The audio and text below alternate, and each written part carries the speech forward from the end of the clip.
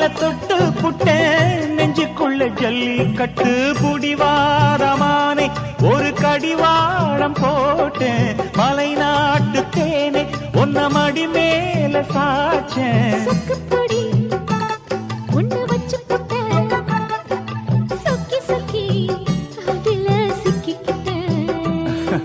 கிச்சிலி சம்பா குத்தி எடுத்தே மொச்ச குழம்பும் வச்சு எடுத்தே ஆமாடி அதுக்காகத்தான்